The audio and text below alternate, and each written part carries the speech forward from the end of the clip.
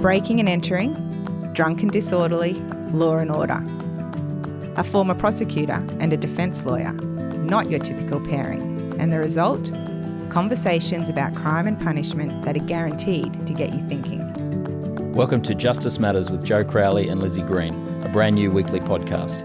Our episodes are available on Apple Podcast, Spotify and YouTube. Check out our Instagram for clips at Justice Matters Pod. Enjoy the episode. This episode contains descriptions of child sexual offences, rape and suicide. Listener discretion is advised.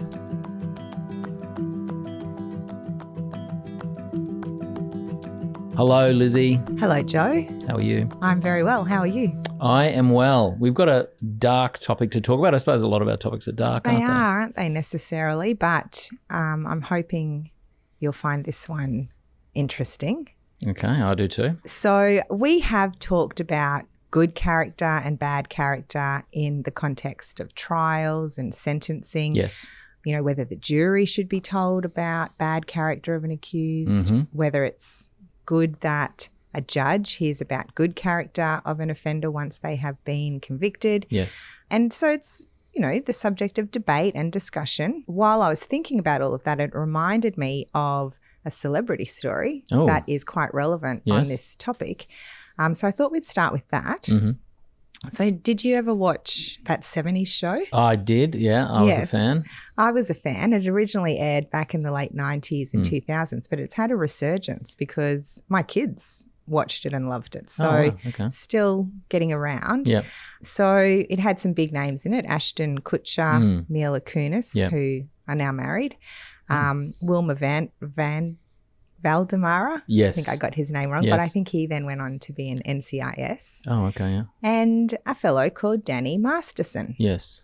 So Danny Masterson is who this is all about. Yes. He went on to work as an actor after that 70s show ended.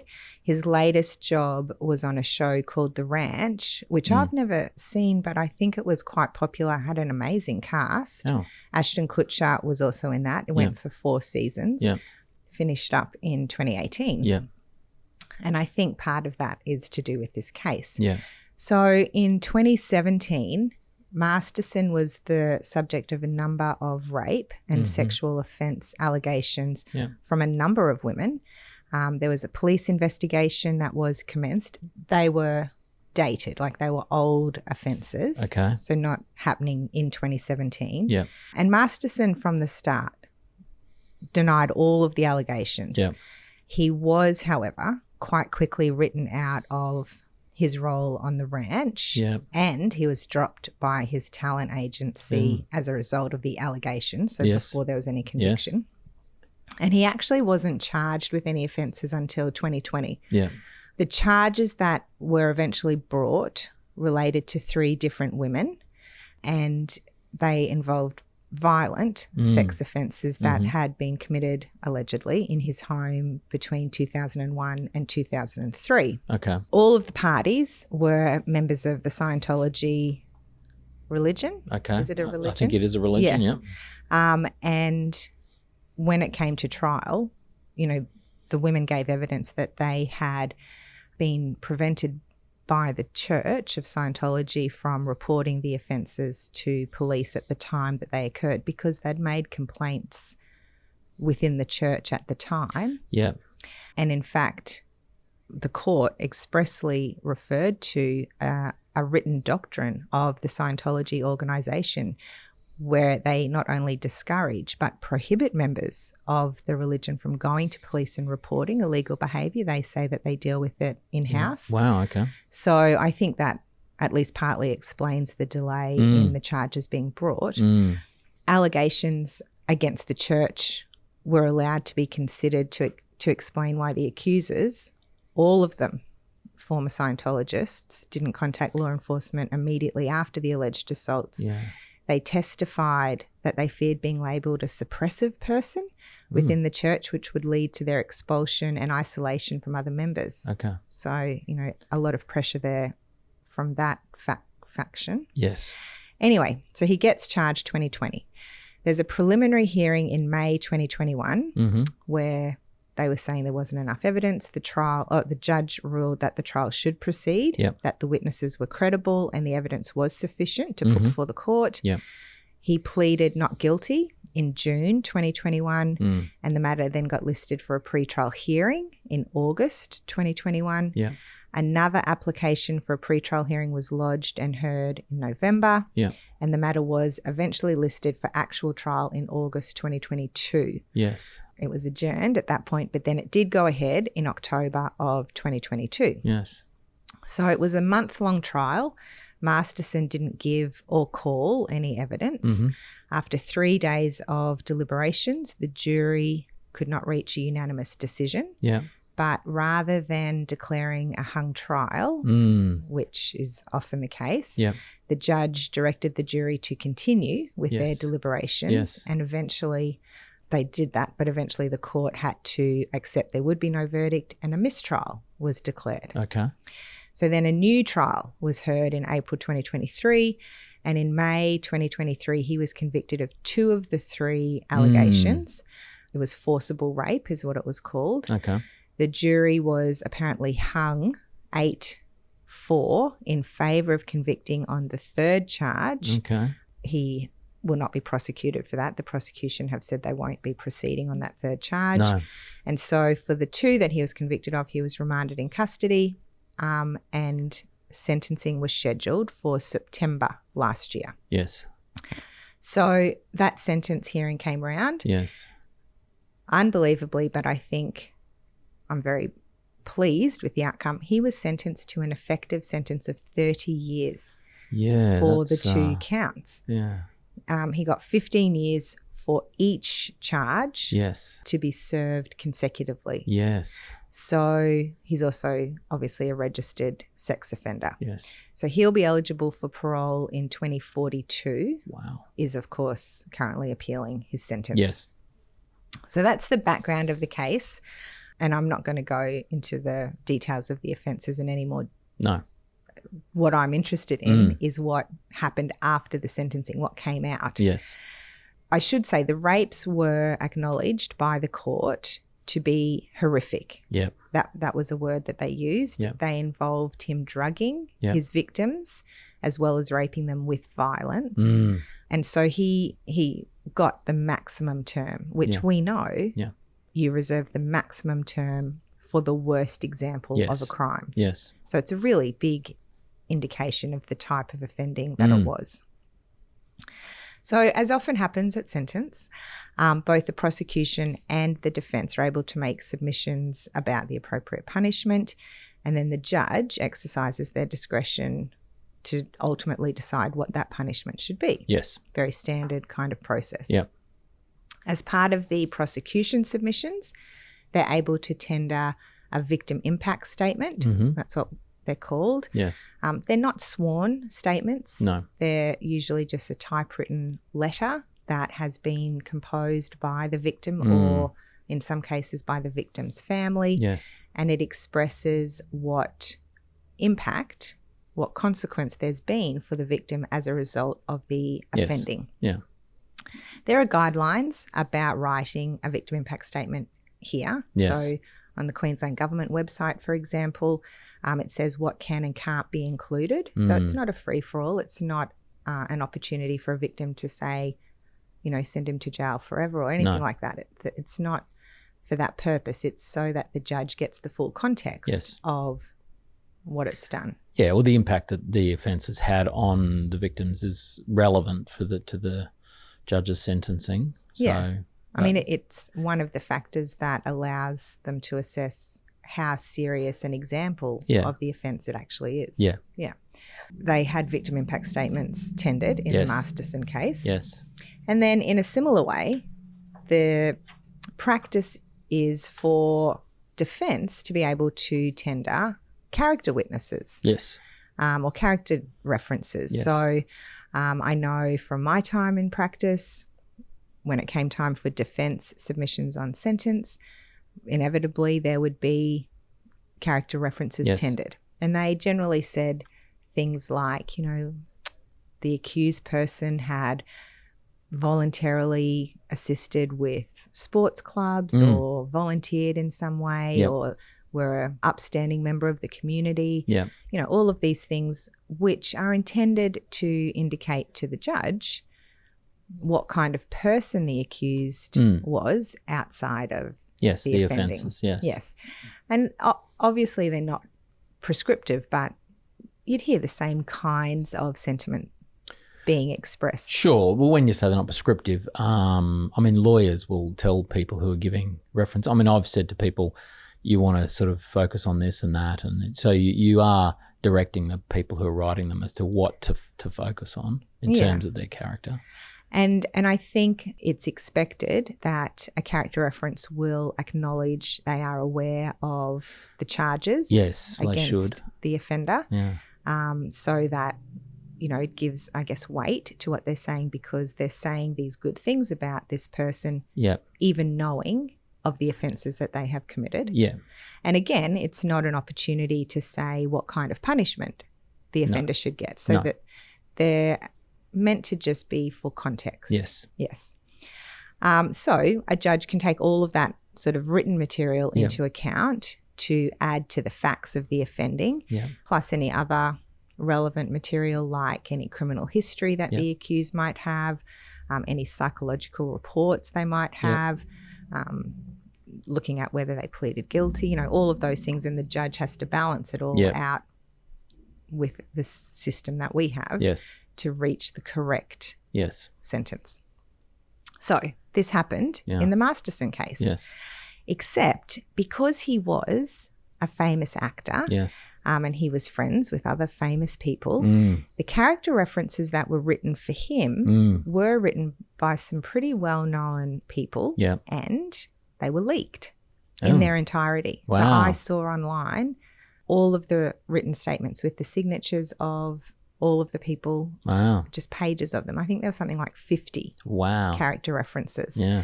Most of them were full of praise for Masterson. And so apart from other actors, there was some from police officers, business leaders, neighbours, and then a whole lot of celebrities. William Baldwin was someone who wrote a reference, and he said in it, and I'm going to quote what these people said about him. So William Baldwin in his letter said, "I have truly never met a person that was a more caring, dedicated, trustworthy and loyal family member and friend." Okay. I don't know how many people Williams met, if that's the case.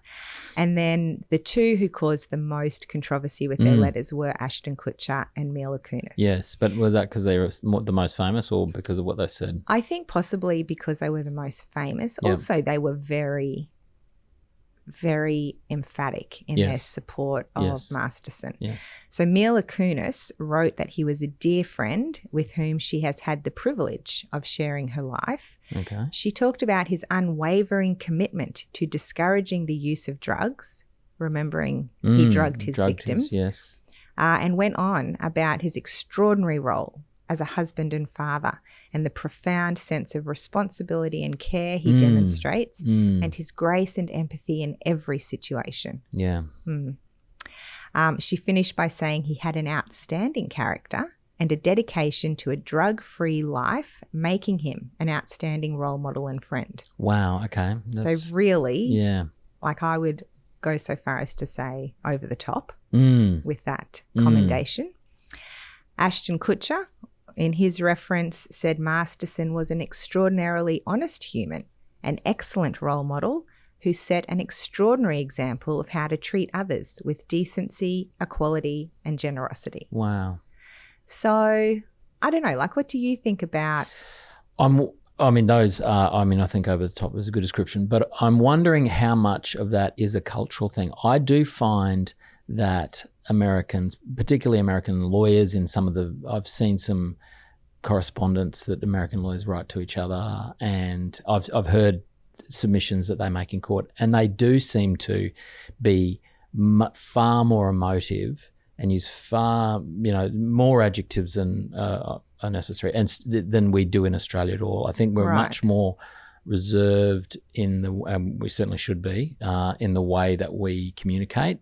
I always try and avoid the use of adjectives in any kind of, even writing references. I've written lots of references for people and students and stuff.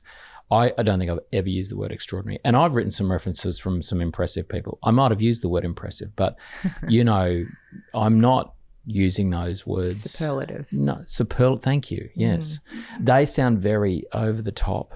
But again, is that cultural? It might be a cultural thing. Well, anyway, so they were leaked. And and to be fair, it didn't have any impact on his sentence because he got the maximum for the charges. So that might be an appeal point right there. Well, it's not I guess it's not a question of did they unfairly advantage Masterson. No. But I think it's this whole idea of showing that kind of unwavering support for someone who's just been convicted of horrific, violent offences, you know? So, yes, there was a backlash.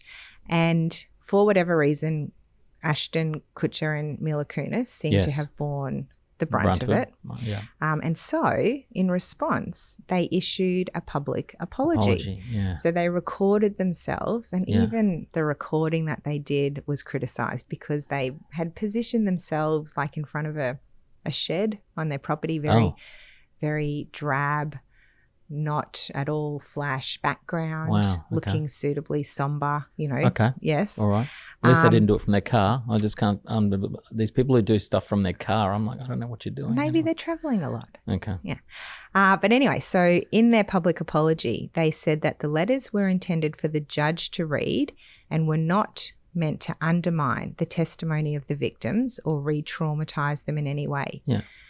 As a result of this, Kutcher also resigned from his position as chairman of the board of a company called Thorn, an anti-human trafficking organisation that was intended to target offences of child sexual abuse that both he and Kunis had co-founded. Wow. And Kunis also stepped down from her role on the board because their support for a convicted rapist was not compatible with the role that they were playing on that for that company. That was the feeling. Was it? Is that what they said? I'm not entirely... Well, you use this word support. Oh, they're supporting this person. And providing a reference is a form of support. But, if he's a friend of theirs, okay, he gets convicted. He comes to them and says, can you give me a reference? I think they're entitled to give a reference of their experience of him as a person. I do agree that they went over the top in what they said. But I think that is actually a useful exercise for the court. So this is where we're going to disagree. Yeah. Yeah. Okay. I just think particularly to emphasise the drug-free advocacy of Masterson when that was a factor in his offending. Like, I just think it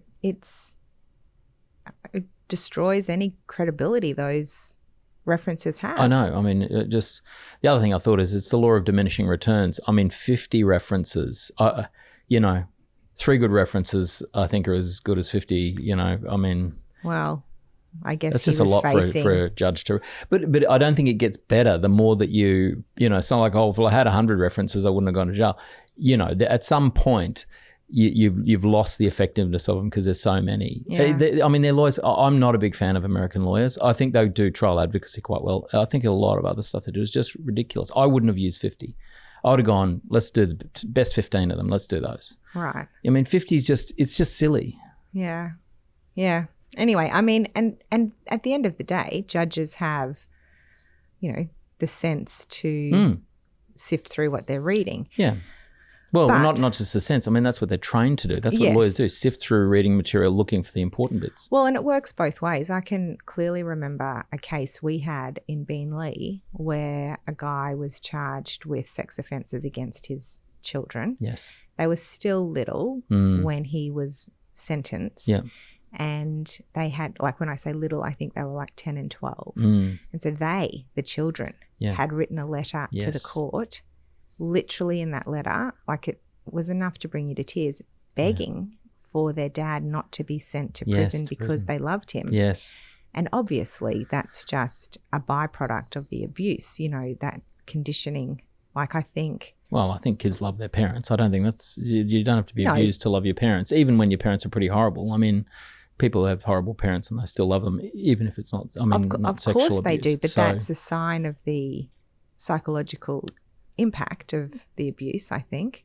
To say well, I that think it could be. I don't think it Anyway, necessarily is, but the yes. fact is it didn't sway No, I the don't judge, think it would. you know, so he still obviously went to prison. So Yeah, well, because the judge is bound by the cases that he's got to follow of other people in similar circumstances and what. yeah, although back then child sex offences that, you know, were indecent dealing rather than anything more serious Yeah, did not always get jail time. result in jail time. Wow. Okay. Not always. So I was then thinking about this in a bit more detail, and Yes. character reference, the process of providing a character reference Yes. is currently the subject of some potential reform Yes. here in Australia. And so I was looking at that, and I came across what seems to have started this dialogue and this push for change. And Yep. it was a campaign called Your Reference Ain't Relevant. Yeah. Have you heard of that? I haven't. No.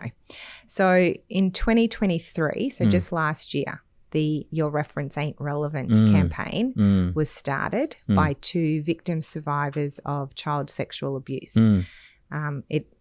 It attracted over 4,000 signatures in New South Wales, I think it was, quite quickly. So, but what does that mean? I'm just telling you the facts. Okay. Sure. I don't. That figure's totally out of context. So it doesn't help us at all. Well, it's And a it's number. it's a self-selecting group. So, you know, it's not. I don't think You it has have any to approach statistical relevance. every single thing with such skepticism. Well, if you want to use statistics, let's use them properly. that wasn't a That's- statistic, that was just a fact. Okay. It attracted 4,000 signatures. Okay. Anyway, the two guys involved, Harrison James and Jared Grice, started the campaign based on their own experiences as victim survivors. Yes. And justification for the petition includes the assertion that it is devastating for victims to have to go into a courtroom and hear how good a person their abuser is. The campaign puts forward that child sex offences and notions of good character are necessarily oxymorons. What do you think about that? No. Well, that's completely wrong. Why? Well, that assumes that bad people are bad to the core. Everything that they do is bad, which we know is just not the case. You know, we know that there are people who do bad things that in other aspects of their life are good. You know, so I mean, well, that's just. I don't know if we can have such a general blanket statement because there's such degrees of criminal behaviour. I have in my time defending people. I don't think I've ever seen somebody who is 100% bad. I've seen some people I don't particularly like and are pretty horrible people. They're not. I mean, I've had people where you say, look, can you get some character references? And they go, no. Oh, yeah, we had cases where there were no character references. So, but, you know, I mean, look, even, you know, Hitler cared for his dog, you know. Oh. You know, his dog loved him. Anyway, other comments or other opinions that flowed from the initial petition have agreed with that idea that, you know, it's an oxymoron. And some comments even noted that people who provide references for these types of offenders are enabling, excusing, or even complicit in the offences themselves. So there's a lot of really... So, sorry, were those comments from the 4,000 people, the self-selecting group who signed the petition? Well, and I think once it became public and was in the media. Yeah. So, I mean, what that tells us is that there is a lot of very strong feeling among the community about this particular issue. Okay. If you pick any issue, there will be a range of opinions. At one end of the range will be strong opinions. At the other end of the range will be complete indifference. So on any issue, there's going to be people who feel strongly about it. But I think it's useful to have an understanding of 4,000 people in the what's the population of New South Wales? That was the petition. I 5 think million? it I don't garnered know, a 6 lot million? more attention once the media got hold of it. So, well, sorry, 4,000 is more not widespread. very good on a petition. You need 10,000, I think, to get it in front of the. no, you don't. In Queensland, I think it's 10,000. Well, this one has gone before. Oh, okay. So let me tell you. Yep. To provide the context, Harrison James explained that the campaign stems from his own personal experiences as a child. Okay. He said he was first abused at about the age of 13 by his stepmother. Mm-hmm. She had groomed him and then began sexually abusing him. And, you know, he's still a kid. He thought he was in love with her because she was telling him they could be together and whatever. Mm-hmm. And so he kept what was happening a secret, Mm-hmm. which is a huge part of sex offences against kids, the whole secrecy. Mm-hmm. She ended up fleeing the country in 2019. Okay. She was never convicted of any charges in relation to him, although he'd complained. Yeah. And he ended up seeking help through an inpatient mental health facility in 2020, and that led him to the creation of the campaign with greater understanding of what had happened to him and all of that sort of thing. The other fellow, Jared Grice, was also a victim of child sexual abuse at the hands of his neighbour. He was a little younger when he was abused. He also kept it a secret until his teens, when he sadly attempted suicide. And at that point, he revealed what he had been subjected to. So his abuser was actually charged and taken to trial, but the trial ended in a hung jury, and there has been no conviction to date in relation to that. So neither of them had to sit through a sentence where they heard character references read out? No, but I think in the course of their work, they must have had consideration of other people in that situation and spoken to them and looked at the process and that sort of thing. So in 2023 in New South Wales, the petition was presented to the government that requested that good character references for pedophiles be removed from the sentencing process. The response of the New South Wales Attorney General was to request a review of the section of the New South Wales Sentencing Act relating to evidence of good character in child sexual offence matters. It's currently with the New South Wales Sentencing Council, who have called for submissions on the issue, with the specific areas of interest being whether the limitations on the use of character evidence should be extended to all sentencing proceedings for child sex offences, and, as well, opinions on the use of good character as a factor in mitigation in sentence proceedings in general. So quite broad in terms of what they're reviewing. Submissions are due in July of this year for anyone who might want to write a submission to that.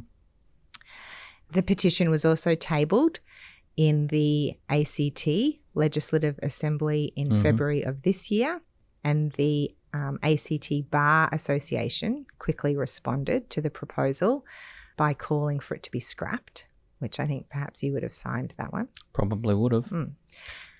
Isn't that interesting that the professionals who work in the area, politicians don't work in the area, victims don't work in the area, the group of people, the professional body that works in the area immediately said it should be scrapped? Yeah, I think be careful when you say politicians don't work in the area. When we think of something like the Sentencing Council, like I know for a fact the Queensland Sentencing Council has practitioners. Does have some practitioners on it, yeah. Who have a wealth of experience, and I imagine it is very Some similar experience. for the New South Wales Sentencing Council. So it's not just politicians who are invested in and inquiring about these things. Sure, but it gets to the Sentencing Council because it's sent there by the Parliament. Which is their job. They're meant to be representative of the people. This is an issue that the people have brought to Parliament. Well, I don't know how many petitions have gone before the New South Wales Parliament, but I'm guessing not all of them get actioned. No, that's right. So if this is being actioned... So there has to be some threshold to decide that to action it. I'm sure it's like an area of great public interest. Well, it might be, but certainly the fact that it got some media traction would, I'm sure, convince politicians to shunt it off to another body that can make a decision so they don't have to. Well, I don't think that's quite how it works. The New South Wales Sentencing Council will write a report which goes back to Parliament. But they don't. Yeah, but Parliament could have just changed. They could have done it themselves. They didn't have to send it off to the Sentencing Council. But I guess because it is such a contentious issue that they are wanting to be thorough and make sure that they are getting perspectives from all stakeholders. They could have. They do that with other things without sending them off to specialist councils. Anyway, the ACT Bar Association said that the purpose of such a character reference is not intended to deny or discount the gravity of the offence the accused is being sentenced for, and that courts are obliged to consider the character, antecedents, age, and physical or mental condition of the offender, and it would not be appropriate to have one special category of offender who is not able to tender a character reference. Yes. So that was their position.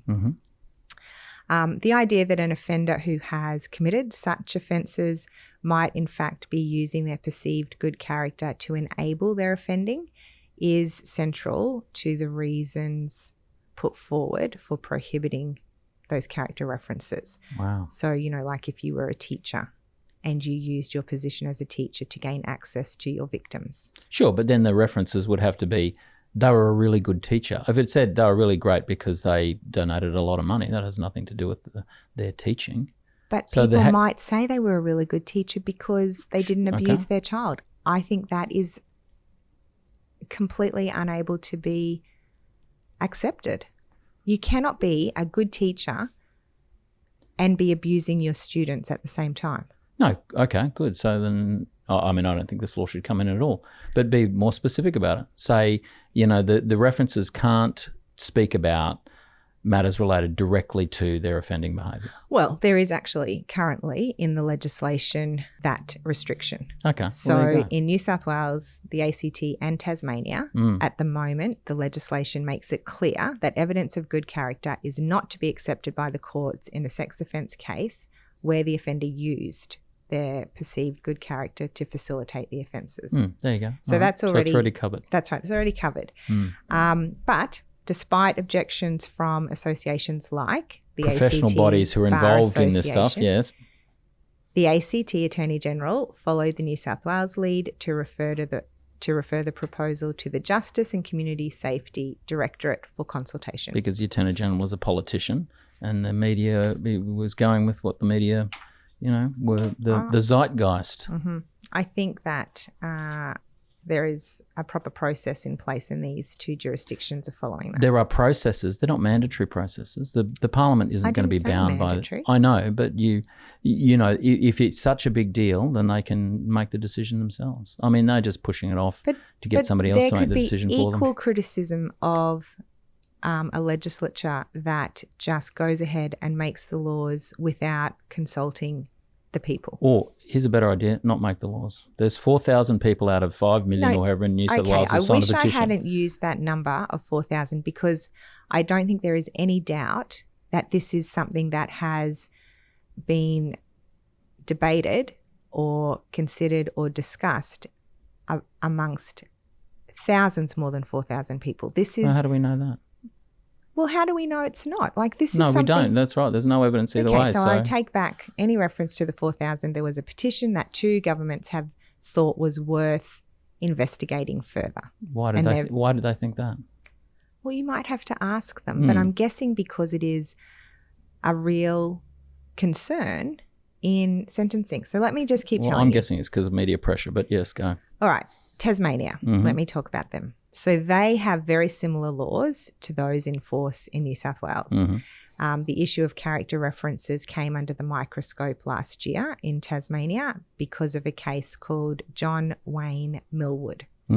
So he pleaded guilty to child sex offences mid-trial in 2016 and he was sentenced to 4 years in prison.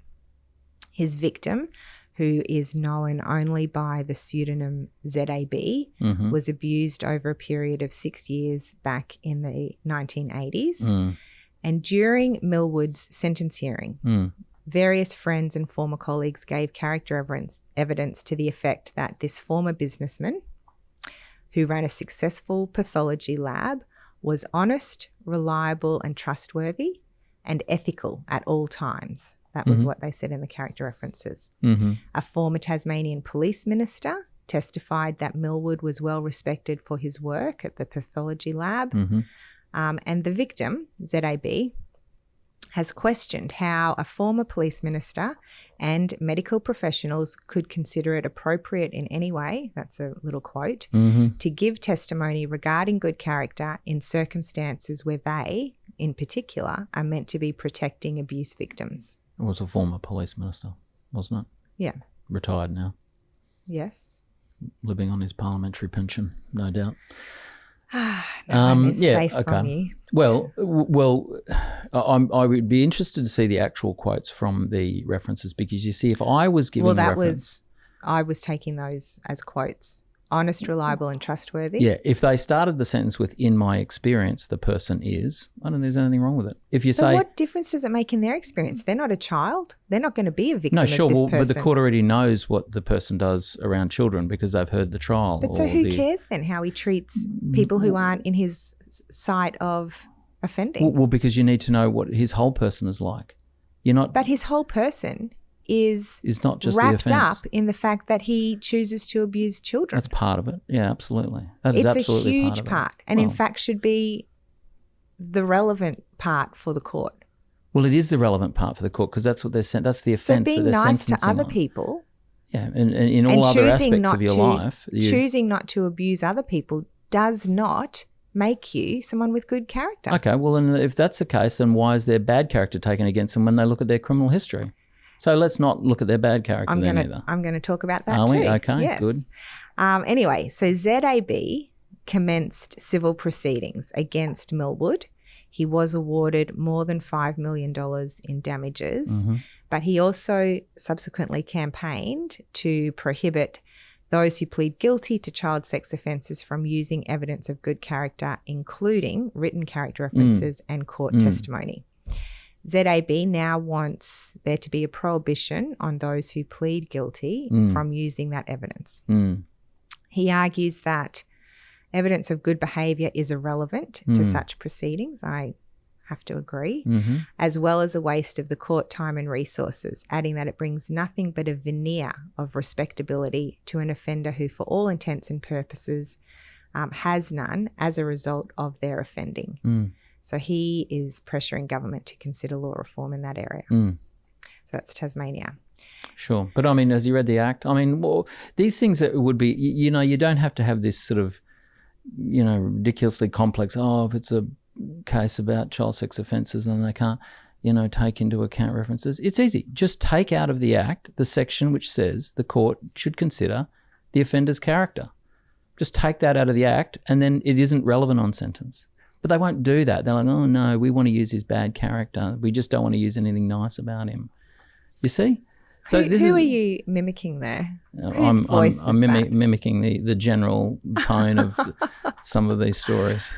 All right, let me take you to Victoria. Okay. This is a national issue. So in Victoria earlier this year, victims of crime were outraged when it was discovered that convicted pedophile Jeff Joffa Korf, or Korfe, I'm not sure, had used 2 old references in court, and both referees had not known that they were being used. Yeah.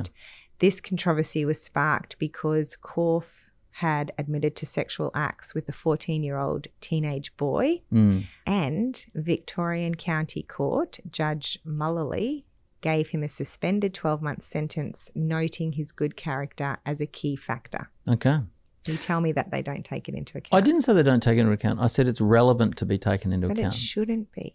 Anyway, victims' groups were understandably outraged that the references had not undergone more rigorous checks, pointing out that victim impact statements are subject to a number of stipulations. Yeah, I mean, that sounds like a slightly broken different system. issue. They're not a problem with the law. No, slightly different issue, but ties in to the weight of good character references on sentence. The prosecutor must have been asleep at the wheel on that one. I mean, and I don't know what the defence counsel were doing. Judges have the ultimate discretion. Sure, but I mean, if I'm, as a defence lawyer, if somebody hands me, here's a reference I got 2 years ago, the first thing I say is, well, I'm not handing that up. Let's get a new one and make sure they know about the offence that they're giving the reference for. And P.S., do they know that they're being used in this circumstance? So that's what the defence, let's assume the defence don't do that. The prosecutor should go, well, I'm going to object to these. They're 2 years old. That's how are these relevant? And maybe they did. And maybe they said, yes, they're 2 years old, but they're aware. Who knows? Okay, and then it goes before the judge, and the judge can go, well, these are 2 years old, but I'm informed that the people are aware, so I can take this stuff into account. And gave him a 12-month suspended sentence, a 12-month sentence. Yeah, suspended. Yeah. All right, let's just come now to the Commonwealth. Okay. Okay, so There was, in 2017, a royal commission into institutional responses to child sexual abuse. Very well-known royal commission. And that report made a number of recommendations for reform. And one of those recommendations related to excluding good character as a mitigating factor in sentencing for child sex offences where that good character facilitated the offending. Okay. So it wasn't part of the Commonwealth criminal law, that particular exclusion. So I did a bit of digging and I found a 2024 Commonwealth bill intended to amend the Commonwealth Crimes Act to implement certain recommendations of the Royal Commission's report. Yes. It's called the Crimes Amendment Strengthening the Criminal Justice Response to Sexual Violence Bill 2024. Okay. But there is no mention of good or bad character in the bill. So I'm not sure where the Commonwealth are with that particular recommendation of the Royal Commission's report. All right. So then I broadened my search from legislation and court cases. Yes. There was an article, like a proper academic article in a peer-reviewed journal in 2018 that made what I think is a good point. So this is the quote from the article. It is sufficient for decision makers to evaluate the crime or misconduct of the subjects of sentencing and disciplinary hearings without referring to their character. That sounds utterly ridiculous, that first sentence. I just can't even go past it. Was it written by a judge? No. No. So what would an academic know about? Stop it. To reach sound decisions about which penalties or determinations will meet the objectives of those proceedings and, in particular, the protection of the public. That is an assertion which is counter to the legislation. The legislation which is, in a number of jurisdictions, currently under review. Sure, but I mean, they're not writing this in the future. They're writing this as to what it's at now, and that is an assertion which is counter to the legislation. And I would be interested to know who the academic was and what experience they had in criminal law at all. Had they ever stood up in a sentence, either as a prosecutor or defence counsel? No, I bet you any money they hadn't. The other issues raised was that there is no single accepted definition of character for the purpose of sentence proceedings, and it can be applied or considered differently by different courts. Also, good character is not a predictor of future good conduct. So just because they have had good character at some point doesn't mean that they will have good character in the future. I'm sure bad character is the same, not a good predictor of future conduct. Well, I guess that's a bit different. We'll come to that. So now you want to know judicial comment. Let's hear some judicial comment. Absolutely, let's hear some judicial comment. Okay, so Spiegelman, Chief Justice Retired, Spiegelman, yes, stated explicitly in Healthcare Complaints Commission and Hatoum, and this is the quote, "It is possible to draw an inference as to character from conduct." Right? Yeah, that's self-evident. Justice Mahoney, in a case of Foreman, said character involves the acceptance of high standards of conduct and acting in accordance with those standards under pressure. Character is tested not by what one does in good times, but in bad. So being good at some point isn't really a test of your character. What if you're good under pressure? That would fit, to be let in under Well, we're justice assuming service. that these people have committed offences, which is how they've dealt with the pressure or the stress. Sure, but what if in another aspect of their life, like if they're a fireman, for example, and they have a bravery medal for saving people from a burning house, they also committed offences against children. But so I guess it comes back to that idea of, well, let's think about the utility here. We have to weigh up the rights of this accused person against protection of the public. And if there is evidence that their character under stress or tension or whatever is not good, then that is something that the public need to be protected from. That's more important.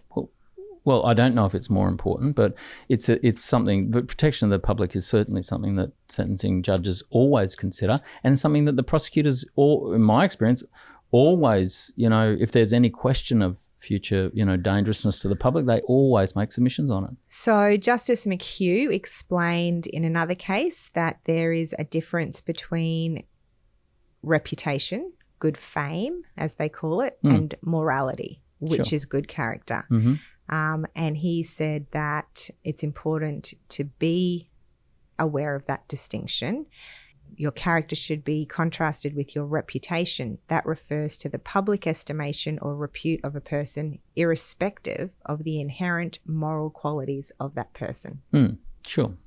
So reputation shouldn't really matter. But these character references aren't necessarily about reputation. They, if they're crafted properly, they should be about the person who's writing the character references, dealings with the person who's been convicted and what their impressions of that person have been. Some courts have treated an individual's prior convictions as constituting the only consideration that can definitely inform an evaluation of their character. Indeed, certain judges have deemed previous criminal history as so critical to character that they regard an absence of prior convictions as equating to good character. Well, I think it is.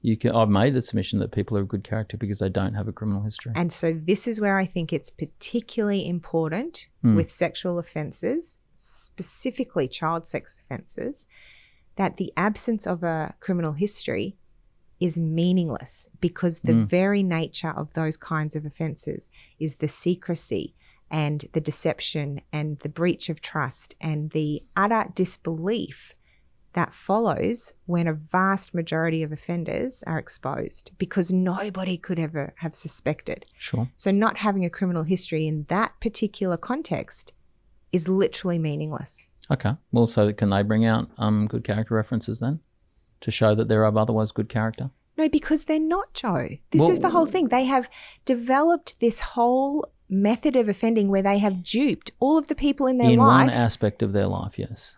What if they give millions of dollars to charity? Who gives two hoots about millions of dollars? That's another aspect of their life. No, you're putting money as some kind of indicator when we're talking about the impact on their victims. Okay, what if they volunteer, they're a volunteer lifesaver and have done that for 20 years?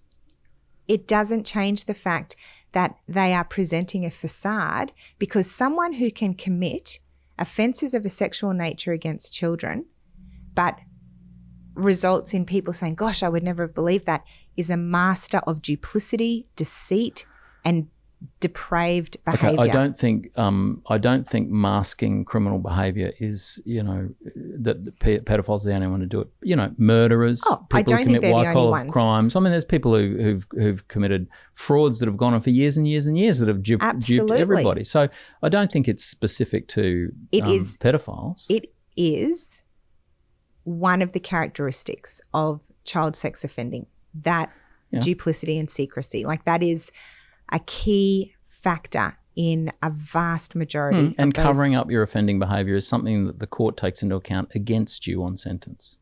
Okay, but what I'm saying is, hearing from people who were shocked to discover you are a pedophile, that means nothing, because all it's really doing is saying, look how good he was at tricking everyone. Okay, so you think if there was a letter from somebody saying, oh, yeah, that doesn't surprise me. Oh, it was you. I reckon that guy's weird. We always thought he was a pedophile. Yeah, totally with what I would have expected. You think that should go before the court? No, but what I'm suggesting is that for those kinds of offenders where people were like, I always thought that, they're probably not getting good character references, Joe. No, they might not be. But what if they've got no criminal history? Can you still get up and go, well, they've got no criminal history. You should take that into account in their favour? I can guarantee that defence counsel would get up and say that very thing. I would absolutely get up and say that very thing. But it doesn't. So can we just come back to the fact that that doesn't mean, like, the absence of a criminal history, particularly for these kinds of offences, does not indicate good character. If the presence of a previous criminal history needs to be taken into account, then the absence of a previous criminal history should be taken into account. Judge Wall, who yes. I'm sure you're familiar with. I think he was known as Retired. I think he was known as Judge Dredd. Yes. He was quite tough. He is actually a lovely man. You would know him quite well, wouldn't you, from your time? Yes. He was one of the first judges. He was a heavy sentencer. Yes. But he has been saying for years that he thinks, from a sentencing perspective, too much onus is placed on the accused rather than the victims. And I think that's the underlying consideration with this kind of issue. That is the consideration, yes. Yeah. So, I mean, you wanted to know what people in practice say. There's some comment for you. I could have told you what Judge Wall would have said without hearing from it. But yes. that's my information about good character. I'm really going to be watching carefully to see what happens with New South Wales and the ACT and these two different inquiries that are going on. The only other thing I wanted to raise was the other side of the coin, bad character being brought forward in sex offence trials. So the Australian Law Reform Commission is currently running an inquiry into justice responses to sexual violence. Okay. And the Queensland Sexual Assault Network, which is one of Australia's largest sexual assault support groups, has submitted that prosecutors in rape trials should be allowed to admit evidence that proves the bad character of an accused. Things like, they call it being of reprehensible character. So being a heavy drinker or a user of illicit drugs. And that submission urges the Australian Law Reform Commission to consider recommendations that Australian courts follow the UK position where bad character is allowed to be led in sex offence cases. So it's association with violent gangs, allegations of criminality, previous convictions, or even outstanding investigations should be admitted at trial. Oh, my God. Is that what they do in the UK? Yeah, I mean, there are some limitations, but they call it the 7 gateways in rules of evidence for getting that kind of evidence in. So there's 7 different ways that it can be deemed admissible in a sex offence trial. The Attorney General, Mark Dreyfus's Lived Experience Advisory Group, has backed a civil alternative to criminal rape trials. The model initially proposed by the Queensland Sexual Assault Network is described as a starting point for community discussion and could see an accused required to give evidence and be cross-examined, or else potentially have adverse inferences drawn against them. There's a lot more in their submission, indicates there's a lot of work to be done in that area in terms of... What kind of work? Well, from the justice responses to sexual violence, like it's, broad things like police responses and, not just court stuff. But there's a lot that needs to be... So they need to do a lot more to finish their report. Is that what you're saying? No, the report was done, the justice responses, and now there's... They've identified areas that need to be looked into further. Yeah. Okay.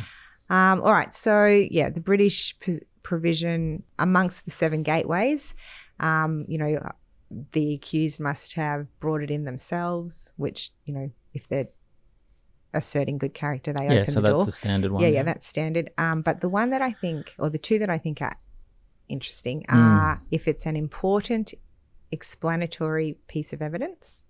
So important explanatory evidence is a reason to allow it. Okay. Or if it's in relation to an important matter in issue between the defence and the prosecution.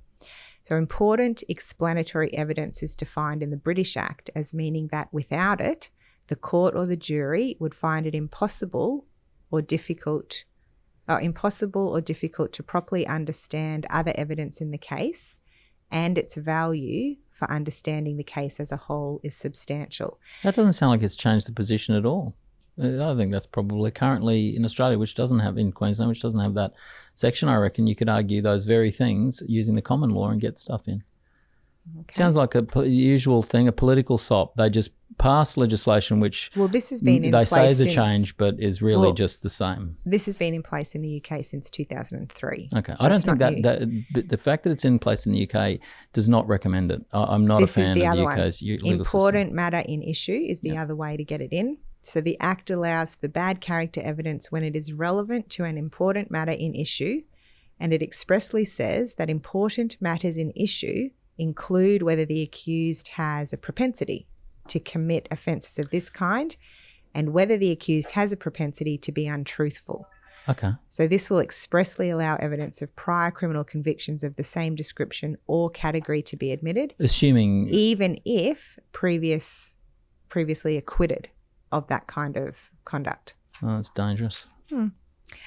I think that was probably all I wanted to say. After 20 years of operation in the UK, they reviewed those provisions. The general conclusion of the review is that the new rules have not adversely impacted on the balance between the prosecution and the defence. So it hasn't, Hasn't changed the status quo.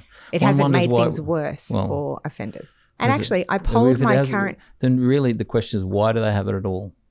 Well, because it shouldn't be a factor. So Well, if it hasn't made it worse for offenders, it hasn't made it better for the prosecution. So the situation is the same as it was before the legislation came let's in. get So rid of- why why do we have the legislation? Anyway, I also, because I know you love to hear from the people, so I polled my current class yesterday Yep. of students, Yep. and I'm actually getting quite good attendance in my lectures Oh, are you? this Good. semester. Yeah. Yep. And I gave them a little bit of a breakdown of it, and I said to them, all right, be totally honest. I know that a lot of you might agree with Joe in the Oh, podcast. okay. You know, some of you might agree with me, but safe space, be honest. How many of you think that getting rid of good character references in sentencing is a good idea? Everyone. Everyone. Mhm. I think it's always good to poll people who don't really understand the issues and ask them what they think of them. I think that's always a really useful sample. Not one person thought that they were worth keeping. Okay. So look, I win. As always. Yeah. Anyway, there we go. Lovely. That was very interesting. Thank you, Lizzie. No worries. Bye. Bye. Thanks for tuning into this episode. You can find links to the cases that we discussed in the description. You can also find a link to Guardian Criminal Law, and a big shout out to them for making this podcast possible. The majority of criminal cases involve people, normal people, people like you, people like me, who find themselves in an unusual set of circumstances that would not usually occur in their life. My name's Mark Savick, and I'm here to assist you with your criminal matter.